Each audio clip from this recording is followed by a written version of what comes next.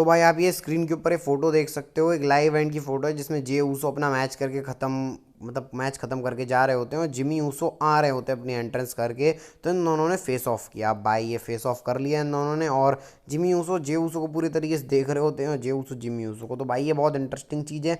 और अभी ये स्टोरी लाइन ठंडी भी चल रही है, मतलब अभी दो एक बार हफ्ते आए, मतलब एक दो हफ्ते आए थे, इन्होंने मार पिटाई करी थी, फिर शांत हो गया है। तो मामला डब्ल्यू सलटाएगी इनके बीच में, मतलब क्योंकि अभी इस वॉर गेम्स है, पूरा जिमी यूसो का अलग चल रहा है, तो भाई इनके बीच में सीन होने वाला है। और ये मेरे हिसाब से रॉयल रंबल के बाद डब्ल्यू इसको शुरू कराएगी, और नो डाउट रेसलमेनिया में Jey Uso versus Jimmy Uso, twins versus twins के बीच में मैच होना तय है। तो यहाँ से हमको एक ग्लिम्स मिल गया लाइव इवेंट से। तो भाई आपका स्वागत है आज की वीडियो में। और कल दिवाली कैसी मनाई भाई आपने, बताना बताना कमेंट में यार, कैसी दिवाली गई आपकी, कैसा क्या पूरा त्यौहार एंजॉय किया कि नहीं भाई। तो सबसे पहले हम लोग शुरुआत करते हैं रोमन रेंग्स से। तो भाई रोमन रेंग्स और एले नाइट ये फ्यूड अभी हमको लग रहा था ख़त्म हो गई है क्राउन ज्वेल के अंदर, लेकिन इसके बाद एले नाइट ने जो बोला, मैंने आपको कल भी बताया था कोफी किंगस्टन वाला वो मीम टाइप की चीज़, लेकिन मीम थी नहीं, मतलब ऑब्वियसली मीम टाइप की थोड़ी चीज़ थी। कोफी किंगस्टन ने बोला था कि ब्रॉक रेसनर से मैं डन नहीं हूँ उस तरीके से। तो भाई डब्ल्यू बहुत सारे अपने प्लान्स को चेंज कर रही है, और जिसका सबसे बड़ा एग्जांपल मैं आपको बताता हूँ। एजे स्टाइल्स का आना, मतलब डब्ल्यू प्लान कर रही थी इस हफ्ते एजे स्टाइल्स को लाने की, लेकिन ऐसा कुछ हुआ नहीं और एजे स्टाइल नहीं आया। तो डब्ल्यू बहुत अपने प्लान्स को चेंज कर रही है, पता नहीं क्यों है। और बहुत सारे, मतलब कैरन क्रॉस के रिगार्डिंग भी कुछ प्लान्स थे, उनको भी चेंज किया गया। और बहुत सारे सुपरस्टार्स की, इवन डब्ल्यू जलीना वेगा, मिया एम, इनके लिए भी कुछ प्लान कर रहे थे डब्ल्यू, और टैग टीम टाइटल्स को भी चेंज करवाने का प्लान था, लेकिन ये सब कैंसिल हो गए, बहुत सारे प्लान्स। तो डब्ल्यू भी थोड़ा प्लान को इधर उधर कर रही है। लेकिन अगर बात करा जाए एले नाइट और रोमन रिंग्स के बारे में, तो भाई इसके बारे में डेव मैरिसन ने अपडेट ये दी है कि पॉसिबिलिटी है एले नाइट और रोमन रिंग्स के मैच की रॉयल रंबल में। अब जैसे ही मैंने ये सुना, थोड़ा डिसअपॉइंटमेंट आई कि अब ये फ्यूड के अंदर और क्या बचा है, मतलब एले नाइट और क्या दिखाना चाहते हैं अपनी, और कौन सी साइड। देखो रोमन रिंग्स एले नाइट की फ्यूड हुई, नो डाउट स्टोर लाइन बहुत ज़्यादा अच्छी थी इस फ्यूड की, मैच भी अच्छा था, लेकिन भाई मतलब कई चीज़ों, अब कितना स्ट्रेच कर लोगे रोमन रिंग्स और एल नाइट की स्टोर लाइन को। रोमन रिंग्स को जो बोलना था बोल दिया, एल नाइट को जो बोलना था बोल दिया, जिमी ऊसो ने ऑब्वियसली हराया, लेकिन मैं नहीं समझ पा रहा हूँ। मेरे हिसाब से जो इस साल की लास्ट मैकडाउन है ना, वहाँ पर रोमन रिंग्स और एल नाइट का मैच करके ख़त्म कर देनी चाहिए स्टोर लाइन, और रॉयल रंबल में एजे स्टाइल्स और रोमन रिंग्स का मैच होना चाहिए। मतलब मैच दो एल नाइट को, लेकिन वो इस साल की जो लास्ट वाली स्मैकडाउन होती है ना, जो स्पेशल होता है क्रिसमस के बाद होती है स्मैकडाउन, उसमें रोमन रिंग्स और एल नाइट का मैच करवा के ख़त्म कर दो भाई। क्योंकि अगर रॉयल हो सकता है कोई ओ एम जी मूवमेंट बचा के रख रही हो डब्ल्यू, तो हाँ फिर रॉयल रंबल में कराने में कोई दिक्कत नहीं, लेकिन डिसअपॉइंटमेंट नहीं होना चाहिए, क्योंकि royal rumble top 4 premium live events में से एक है। अब बाकी देखते हैं डब्ल्यू क्या करती है एल नाइट और रोमन रिंग्स के साथ। वैसे मैच भी है जिमी ऊसो और एल नाइट का। अब चलो भाई कोडी रोड्स और जे ऊसो के बारे में बात कर लेते। तो भाई कोडी रोड्स ने एक इंटरेस्टिंग चीज़ रिवील करी है। उन्होंने बोला जे ऊसो उनके डब्ल्यू के अंदर बेस्ट तो नहीं बोला उन्होंने, लेकिन one of the best tag team partner रहे हैं अपने अंदर, मतलब इंजॉयमेंट रहे हैं, मतलब बेस्ट मैन भी बोल दिया कोडी रोड्स ने। मतलब जो प्रेस कॉन्फ्रेंस के अंदर जे ऊसो और कोडी रोड्स का चला, इसके बाद भाई जो कोडी रोड्स ने जितने जे ऊसो के साथ मजे करे हैं, तो भाई कोडी रोड्स ने वन ऑफ द बेस्ट बोल दिया। और कोई भी superstar one of the best बोले तो हाँ वो बहुत ही अच्छी चीज़ होती है। और जे ऊसो कोडी रोड्स मैंने कभी इमेजिन नहीं किया था भाई ये साथ में होंगे, मतलब भाई कभी सोचा भी नहीं था। तो भाई जो डब्ल्यू के अंदर कभी कभी नहीं सोचते वो भी जाता है, एकदम वियर टैग टीम लग रही थी मेरे को। फिर कोडी रोड्स की भी हमको एक अलग साइड देखने को मिली प्रेस कॉन्फ्रेंस में जे ऊसो के कारण। तो बिल्कुल भाई जे ऊसो हैं, और अगले हफ्ते इनका मैच भी है जजमेंट डे से, तो क्या पता टाइटल वहाँ रिटेन भी कर लें।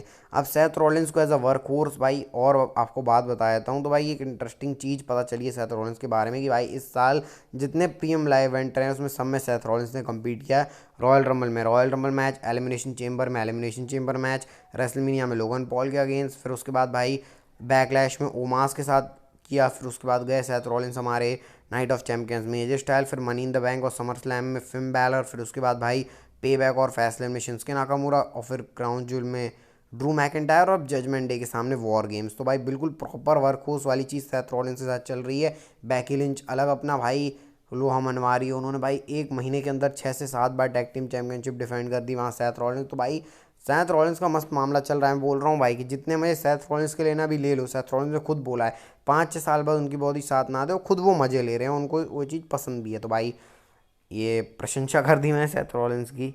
तो चलो भाई अब गॉर्जिया के बारे में बात करते हैं। तो भाई गॉर्जिया ने अपने इंस्टाग्राम के ऊपर ये देखो क्या डाला है भाई, डब्ल्यू विथ फैन करके इन्होंने एक पोस्ट डाली हुई है। आई होप है गॉर्जिया विल जॉइन डब्ल्यू, मतलब ये डब्ल्यू कोई मतलब ऑब्वियसली डब्ल्यू नहीं डाली है भाई, ये डब्ल्यू का जो फ़ैन है उसके अकाउंट की। और ये गौरजिया ने अपने, गौरजिया ही नाम है ना, गौरजिया क्या प्रोनाउंस करना चाहूँ मैं, तो गौरजिया बोल रहा हूँ भाई, गौरजिया।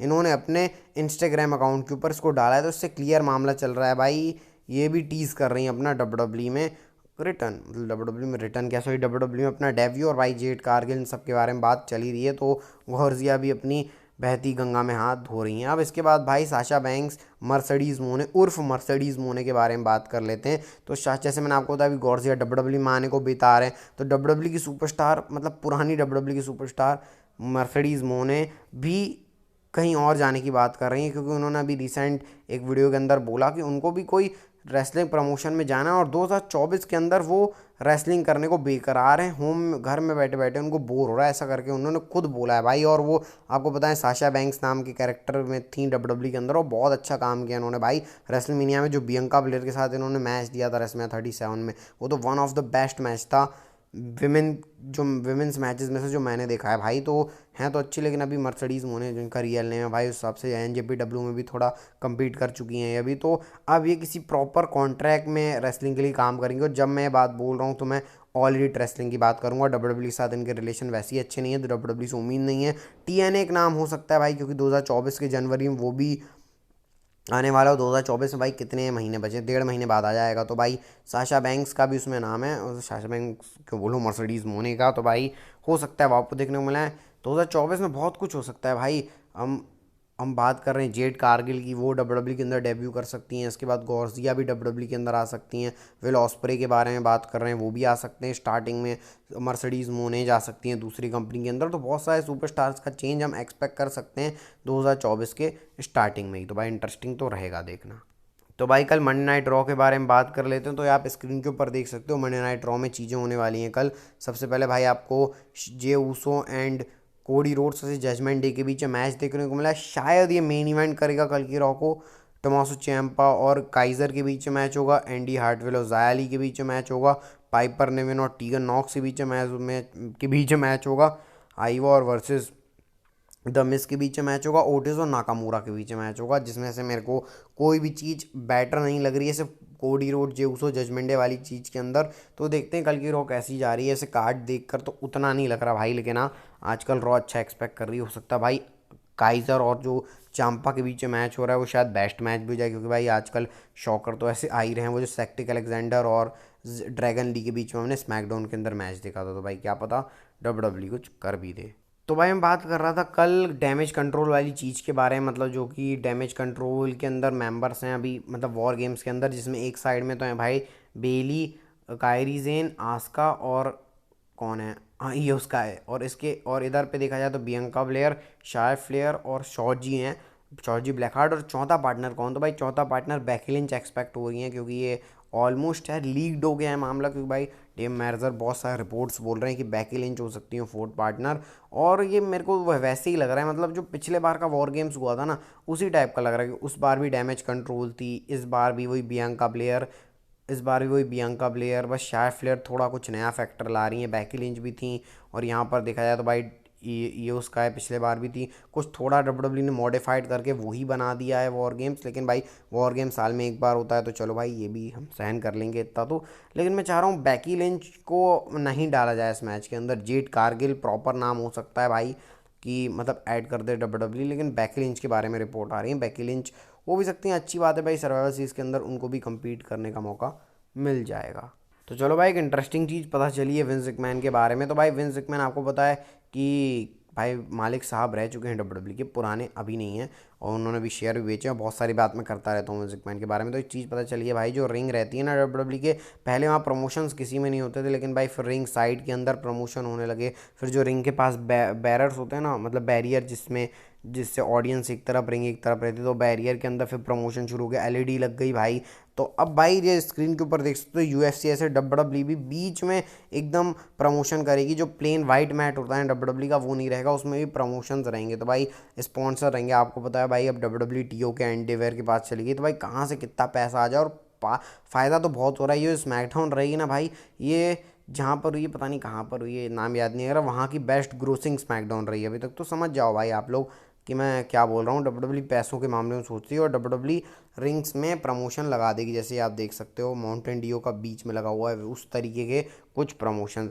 जनरली ये वीकली शोज़ में नहीं होगा जल्दी, मतलब ये होगा तो पहले प्रीमियम लाइव इवेंट से शुरू होगा, क्योंकि डब्ल्यू को अच्छी डील स्पॉन्सरशिप की मिलेगी तब तो, और फिर अच्छी डील मिलेगी तो भाई आपको ऐसे देखने को मिलेगा। मैं तो पर्सनली लाइक नहीं करूँगा भाई, क्योंकि ये एडवर्टाइजिंग बैनर सब डिस्ट्रैक्ट करेंगे। प्लेन रिंग जो डब्ल्यू की खासियत रहती है वो नहीं हटानी चाहिए। मतलब इतना भी पैसा क्या छापना है भाई, क्या नदी बना लोगे क्या पैसे की? वैसी तालाब तो है, पूरा ओशन बनाओगे क्या? ओशन वैसे ही है तो भाई अब क्या ही, मतलब कितना ही पैसा कमा लोगे, लेकिन भाई पैसा तो पैसा है भाई। तो ये कुछ होने वाला है, हो सकता है कि 2024 के अक्टूबर में हो जाए भाई, क्योंकि तब से ही नया सब शुरू हो रहा है। स्मैकडाउन अलग जा रही है, एनएक्सडी अलग जा रही है और रॉ अलग जा रही है, तो कुछ हो सकता है उसमें। अब बात करते हैं हम लोग आज की नेशनल फैन स्टोरी के बारे में, जो कि ब्रॉक रेजनर से जुड़ी हुई है। तो भाई खुश हो जाओ, चवन्नी सी स्माइल ले आओ भाई, क्योंकि ब्रॉक रेजनर आपको देखने को मिलेंगे 2024 के रॉयल रंबल के आसपास। अब भाई डेम मैरसन ने इसको बताया है अपने ट्विटर के ऊपर कि भाई वो आ जाएंगे ब्रॉक रेजनर। इस साल आपको ब्रॉक रेजनर देखने को नहीं मिलेंगे, ना एडवर्टाइज हैं, या तो आपको सीधे वो रॉयल रंबल मैच में होंगे, या फिर जो रॉयल रंबल का गो होम एडिशन होता है ना, 1600 दिन, मतलब 1600 दिन हो जाएंगे मंडे नाइट रॉ को, तो वहाँ ब्रॉक रेजनर आ सकते हैं। और रॉयल रंबल मैं तो चाह रहा हूँ भाई ब्रॉक रेजनर की कोई फ्यूड हो, क्योंकि ब्रॉक रेजनर रॉयल रंबल में आके क्या ही कर लेंगे किसी को पता। मतलब ब्रॉक रेजनर 2 रॉयल रंबल जीत चुके हैं, और अभी ब्रॉक रेजनर रॉयल रंबल जीत के कोई सेंस भी नहीं बनाएंगे, तो भाई क्या होगा ब्रॉक रेजनर का वहाँ पे? तो सिंगल्स एक स्टोर लाइन के लिए प्रोग्रेस कर सकती है डब्ल्यू, या तो हो सकता है रॉयल रंबल से ब्रॉक रेजनर के लिए कुछ रेसलमेनिया में स्टोर लाइन बनाए, इसलिए तो हम कह नहीं सकते। लेकिन हाँ भाई ब्रॉक रेजनर आपको देखने को मिलेंगे रॉयल रंबल के वीकेंड में। तो भाई इसी खुशी के साथ आपको मैं वीडियो से भाई अलविदा कहता हूँ, क्योंकि आज का यहीं पे काम हो गया भाई। तो लाइक सब्सक्राइब कर देना, लेकिन भाई चैनल को मत भूलना, और हेल्थ का ध्यान रखना भाई, क्योंकि health is wealth. Bye bye भाई।